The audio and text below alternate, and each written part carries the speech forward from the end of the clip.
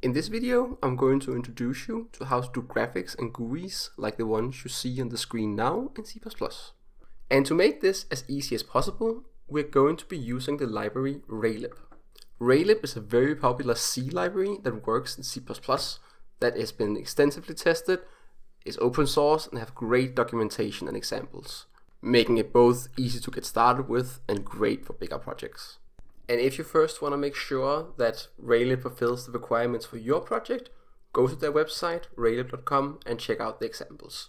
To install Raylib, I will be showing off how to install it using CMake, as that is the most popular meta build system for C++, and that it works cross-platform across all systems. I will first be showing off how to set it up in vscode, and afterwards how to set it up in Visual Studio. And if you're interested, I have a video you can see on screen now for how to set up vscode with CMake. Now, assuming we're starting from scratch, make a new folder and open it up in vscode like you see on screen now. So we assume that we have an empty project. If you're using vscode with the extensions for C++, then use the CMake quick start to just set up a new project and have a quick template CMake file. And make sure it compiles, of course. Then go to the Raylib GitHub repo, go to Projects, CMake, and go to the CMake file. I will naturally leave a link for this file in the description. Now copy the file's content and paste it into your CMake file. After copying the text, change the project name on line 2 to whatever your project name is called, and change the main file name on line 27 to whatever your main file is called. Most likely main.cpp. Then go to the Raylib's website, go to the examples, take the first example for a basic window and copy that code into your main file.cpp. Compile it, and at this point you should see a window. Congratulations, you now have Raylib installed. With this, you're already able to do most of the graphics things you would ever need. The only thing that you might notice is that some of the examples, like the one you see on screen now, requires access to this Raygui file, which is sort of another additional library you can put on top. So let's get that immediately.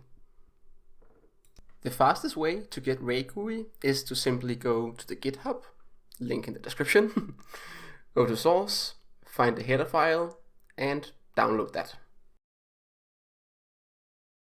I will then personally make a folder called vendor and a subfolder in there called Raygui and place the header inside of that.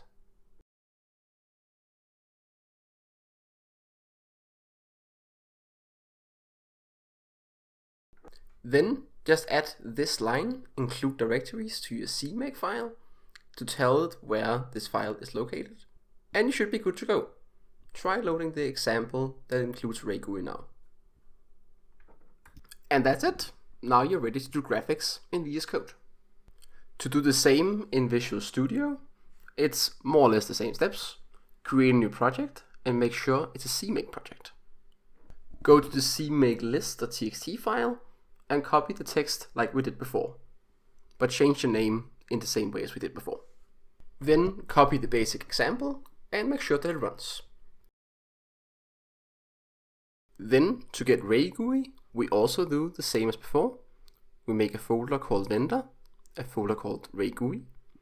We copy the raygui.h file into it and add includes directory into the CMake file.